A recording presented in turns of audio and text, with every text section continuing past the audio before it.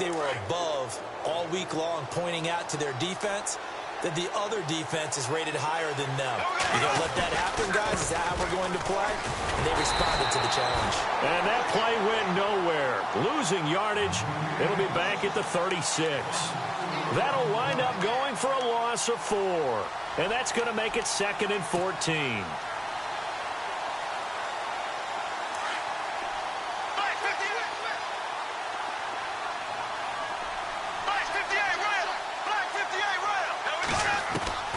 Working from the gun, it's Bortles.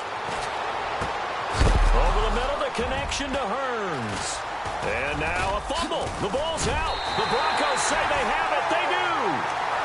They make so many catches that are so tough, so acrobatic, so difficult, that often surprises me when they actually turn the ball over.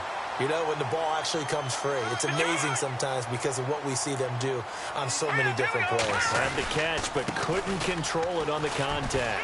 And he's got room. And they'll get it up just short of the 45 at the 44. Denver has the first down. The play going for 15 yards. How many times do we say in this game that speed kills? And it does it in so many different ways. In this case, you got a back who's quick and shifty, can make moves, make people miss, but also gets to and through a hole before it can close down. That's some of the benefits of that speed, not just outrunning people in the secondary, and that led to a really nice game. Let's talk a little football 101 here, because one of the keys to advancing the ball downfield, success on first down. Huge difference, as we know, between 2nd and 4 and 2nd and 8 and 9. Now Simeon. That one taken in by Carlos Henderson. A very solid gain of 27. He keeps making plays like that when Carlos Henderson's name will be extended to Carlos Henderson, big play guy. Well, he maybe wasn't the household name out of college, went to Louisiana Tech, but 19 touchdowns last year. That tied the number 5 overall pick, Corey Davis, for the most in D1 football. This throw caught right around the 6. And they do get him down, but he's inside the 5 all the way to the 3. Chewing up big yardage. Another nice gain there. This one goes for 20. First down and goal. The offense knocking on the door. And he will fight his way into the end zone for a Bronco touchdown. Jamal Charles, a 3-yard touchdown run. And the Broncos have taken the early lead. And he's got it. 7-0 Broncos.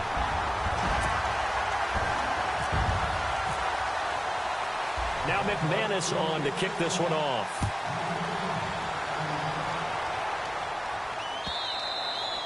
And you combine a big leg with a mile-high air. There's the outcome. This will sail out of the end zone for a touchback. Here comes the Jaguars offense as they get set here. And last time the turnover on the fumble, and they were in enemy territory, so that had to be very frustrating. Down on the scoreboard here, can't do it again. You nailed every part of what was frustrating. Down on the scoreboard, had a drive going, had pushed it past the 50-yard line, so they felt they were in striking distance, and to come away with nothing, not a good feeling at all, to put it mildly. Now they can't afford to do that again. Yeah, now can they get that bad taste out of their mouth here? Now that was not a bad scramble there on first down. He didn't force it, nor did he throw it away. He was able to take off, and now he made it a very manageable 2nd and short. On second down, here's Fournette. They get 6 on the pickup there as the drive will continue. And Leonard Fournette impressing there with that run. It's hard to believe that no Jacksonville Jaguar has broken 1,000 yards since Maurice Jones-Drew in 2011. I think Leonard Fournette could be that guy. Even with the ankle injury last year at LSU, still averaged 6.5 yards per carry. And absolutely intimidated opposing defenses. A lot of guys simply didn't want to tackle him. 2 yards on the carry there. It'll be second down. 8 yards to go here on second down.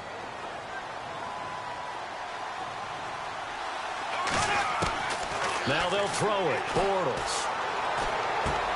And the catch made here by Marquise Lee. And he's able to get this one down to the 40-yard line. And the play goes for 19 yards. Gives him a new set of downs.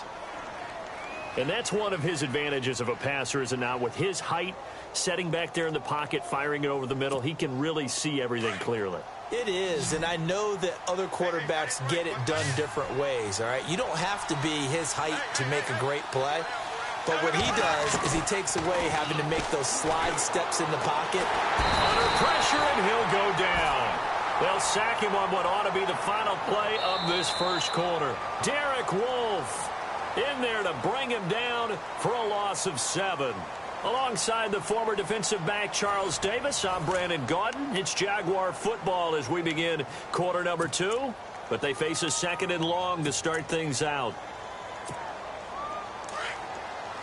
Looks like the defense in press coverage here.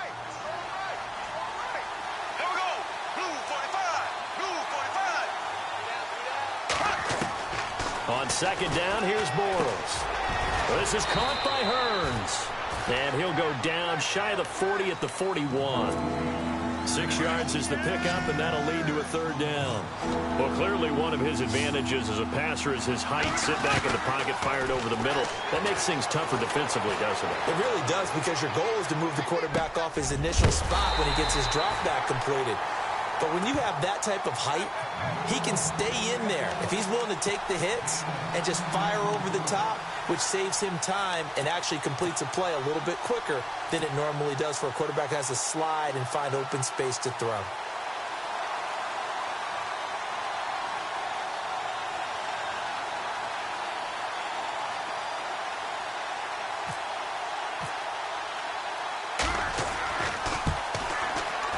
And this one looks good. It is good. Right down the pipe. And they are on the board, but still trailing. It's 7-3. So it goes down as an 8-play drive, and they cap it with the field goal. Yeah, they were able to pick up a few first downs along the way, but they couldn't keep the momentum going all the way into the end zone. The Bronco offense now set to come back out onto the field. And that recipe on their last drive that resulted in a touchdown looked pretty good, so they'll be hoping to do that once more. And it takes me back to when we sat with the offensive coordinator and the head coach. They felt pretty good about their game plan and thought there were some holes in the defense, and they exploited them the last time out. Let's see if they can come back and put together a similar drive. And we'll see if they can do just that. A good pickup there, 8 yards on the first down completion.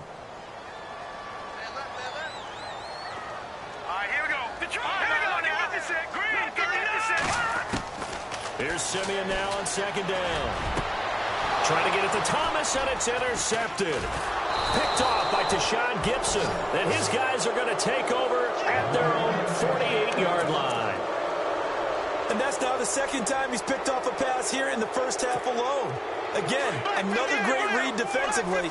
And you just see him get in the right position to make the play and get his guys the football back. Bortles going to throw. He couldn't quite hold it. Got hit.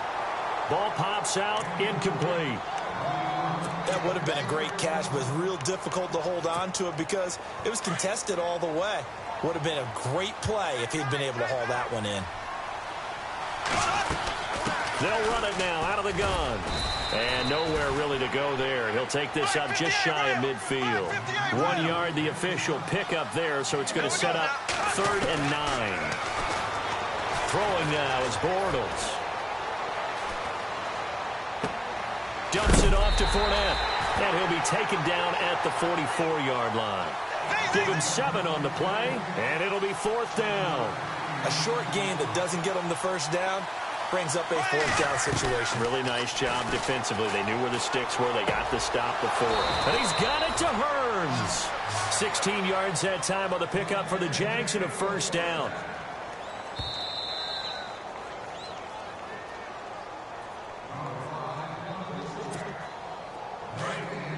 Looking to jam the receivers at the line here. Press coverage look defensively.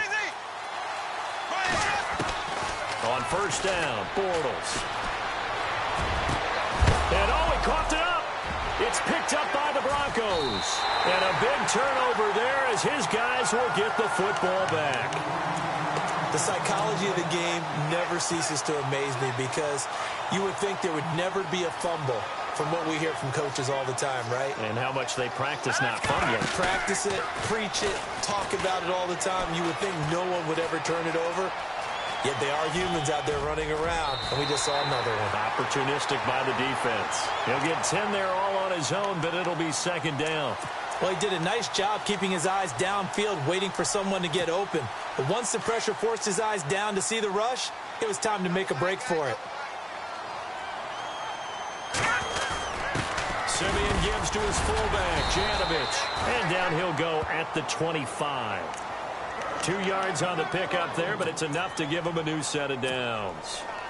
I don't know about you, partner, but on 2nd and inches, a lot of the times I'm leery about the offensive guys thinking about taking a shot downtown. Instead, they just hand it to the big man and let him rumble forward for a first down. Buying time to his left. And he just gets rid of it, throws it away. A wise move there, looked like nobody open, now second down. I hope I don't sound too rah-rah on that one, but that's the exact right throw. Either your receiver gets it or no one gets it. Give him a lot of credit for being really precise with it. Got rid of it. No one got it. Simeon. Over the middle, he finds Henderson complete. And they get him down, but not before he takes it across the 40-yard line. 17 yards for the Broncos there as they've got themselves a first down.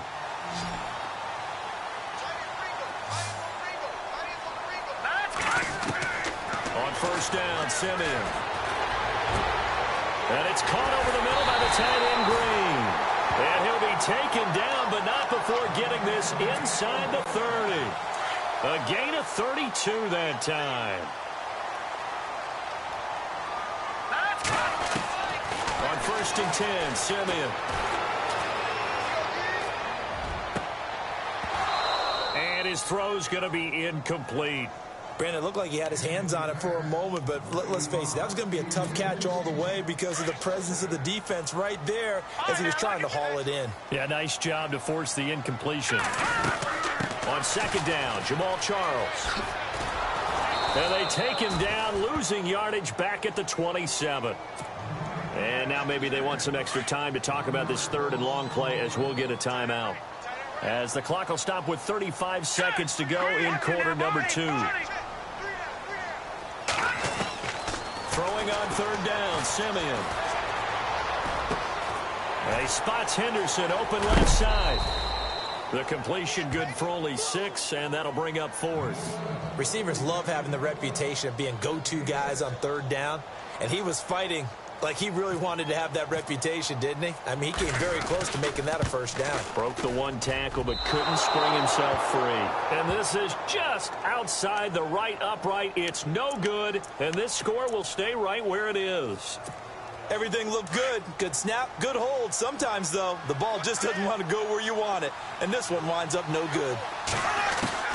On 1st and 10, here's Bortles. And the hook up here to Allen Robinson. And now we won't see a play on first down. We're going to get a timeout instead, as they'll stop it with 17 seconds to go in this first half of action.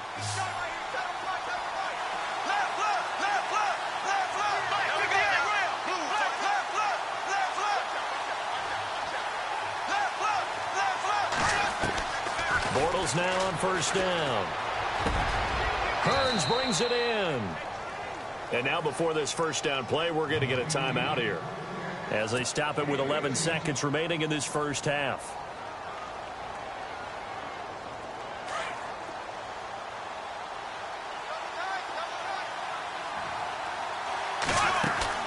They go play action here on first down.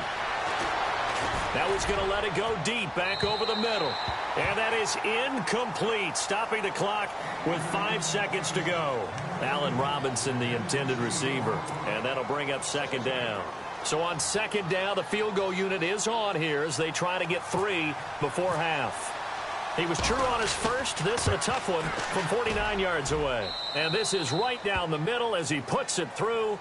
And they'll get it back within a point at 7-6. So they're still down, but they are able to salvage 3 here heading into the lockers. This is what you work on from the beginning of training camp.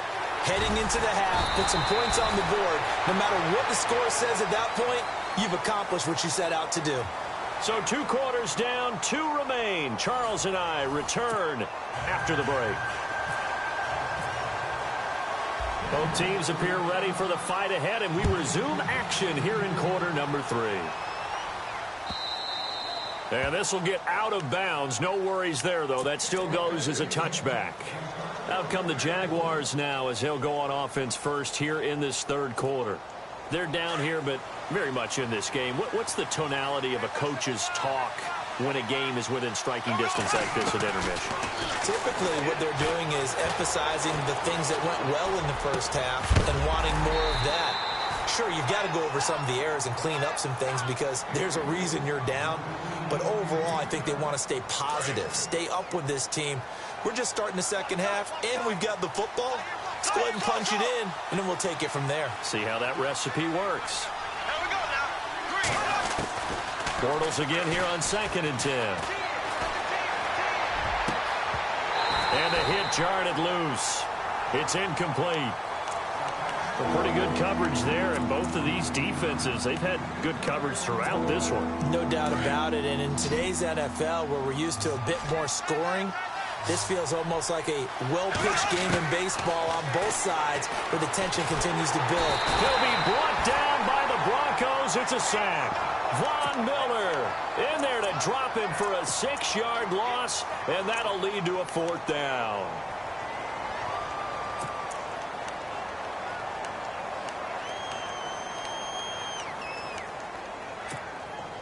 But how about this? 4th and long, and they're going to go for it.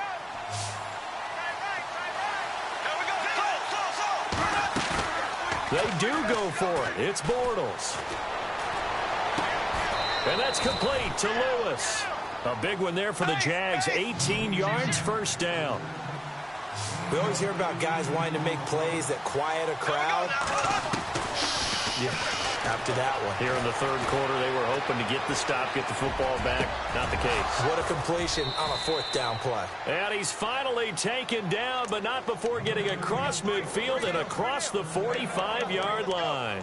Chewing up big yardage. Another nice gain there. This one goes for 20. And now a 1st down following that long gain. Bortles on the give to Fournette. And able to push his way forward here for a good little gain. It's a pickup of 4, and it'll bring up 2nd down. Tough running there. That's a hard-earned 4 yards. Yeah, those are the unsung kind of runs. They don't fill up the stat sheet, but they do set you up in good position on 2nd down. Again, it's Fournette. Taking it right down Broadway. Touchdown, Jaguars. A great play there. 39 yards. And the Jags are able to cash in for 6. Well, they had their chances in the first half, you remember, but had to settle for 2 field goals. This time they come away with 6. I think they actually got affirmation about what they were doing by getting a touchdown because the field goals means they got in range but couldn't quite finish it off. This time they broke through, and that's great for the old confidence. And on the sideline, difference of a feeling between 3 and 6, is it astronomical or no? It can be at times, that's for sure. A lot of times the field goal feels like a disappointment. The touchdown, well, that tells you you're getting it done. Here's Myers now to kick it away.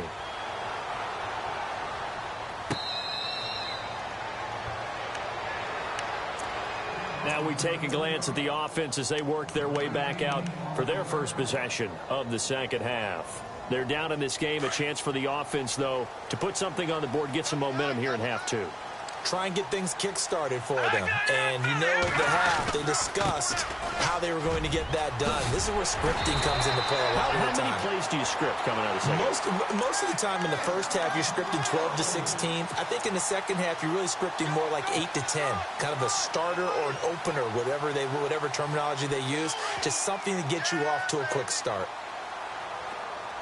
Possible run anticipation. Here's the D-line sandwiches together.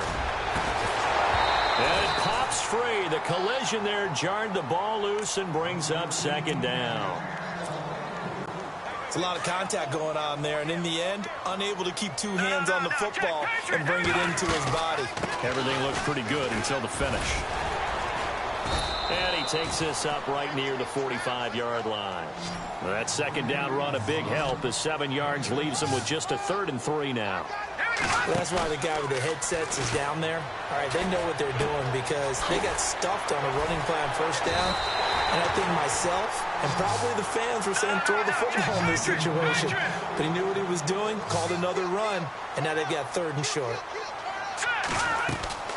Simeon on first down.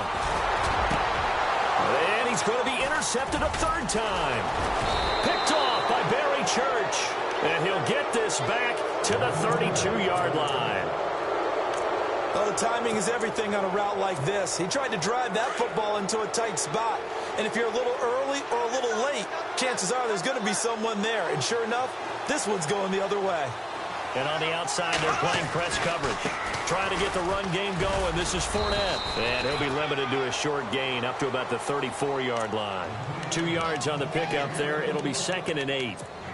In my book, that's running the ball well, but with intelligence. How about him keeping the clock moving, staying in bounds? Yeah, even though it's the 3rd quarter, you're thinking ahead, aren't you? This is where your running game can really help you with a lead in the second half. I agree totally. It's not just end-of-the-half situations that you worry about the clock. It's throughout the game. And with a lead, stay in bounds. Make them fight harder to try and catch you. Caught, right side, it's Lewis. A good pickup there of 20 yards. Looked like the defense put pretty good pressure on him, but he's able to flush out to his right to try and evade people. On the run, had to get on his horse. Still accurately throws a nice pass for a first down. Fournette, a first down carry. And he's going to fight his way forward here for a modest gain. Yeah, give him 4 yards there. It'll be 2nd and 6. When you find that kind of yardage, you couldn't be more confident as a ball carrier. And guess what? You're going to go back and tell your offensive coordinator, I'd like to keep carrying it, thank you.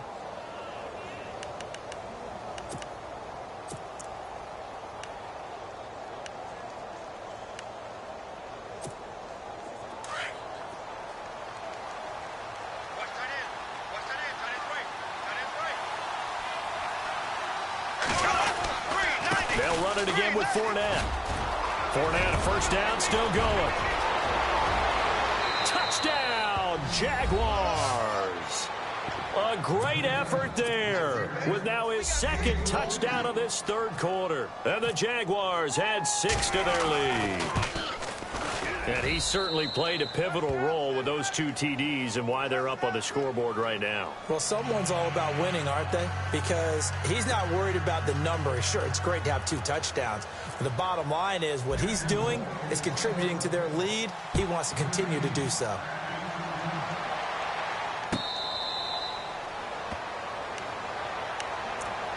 And coming out now, the Broncos. And with 3 interceptions thrown already, we'll see. Do they rely more on the ground game here?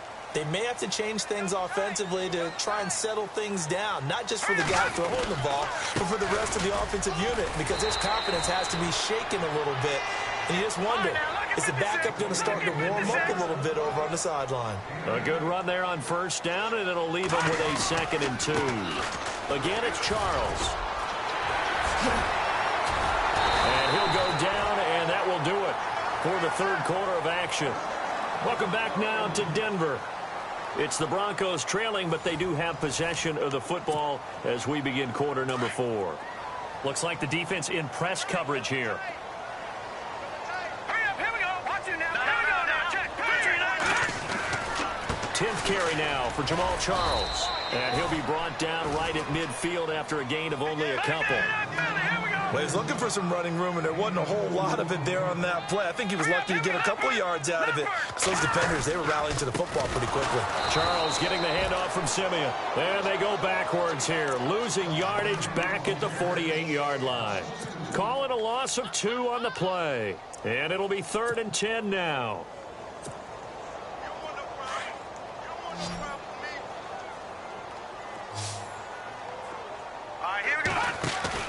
They'll fake the handoff. Now Simeon. And his pass is intercepted for the 4th time today. Picked off by Tashawn Gibson. And this one will be returned to right around the 38-yard line. And that gives gives him now 3 interceptions in the game. Well, someone's locked into what they're trying to get done in the passing game. When was the last time we had someone get 3 in a contest? 2011, wasn't it? Kurt Coleman. Oh, yeah, that's then right. with the Eagles. That's right. It's them with the Eagles, and I believe it's against Washington and Rex Grossman. That's correct. They'll be dropped shy of the 40 despite powering through the tackle. Give him a couple on the carry there. 2nd and 8. That gives him 98 yards in this game, and he's got to feel pretty good about that, but the entire offense does. The big thing, though, Brandon, they've got to get to 100, though. You think he knows he's at 98? I think someone has told him by now, and here's the thing. Getting to 100 or more is tangible evidence that you've had a nice day running the football, and that's what his offensive line wants for him and for themselves.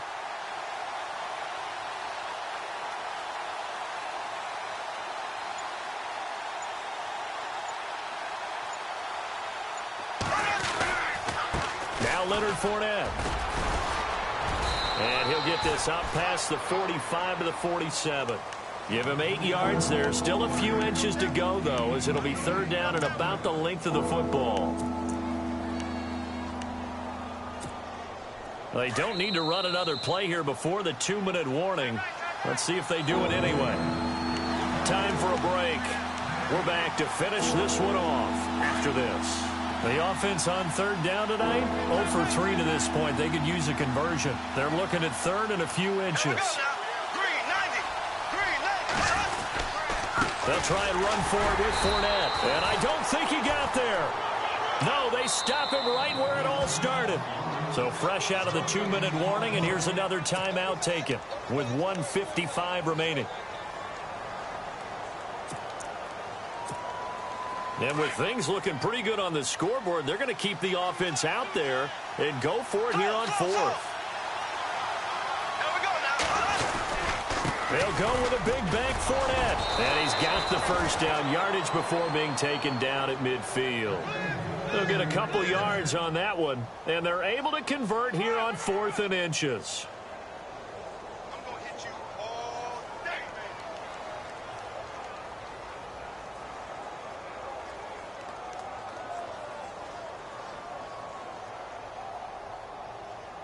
And a new set of downs here.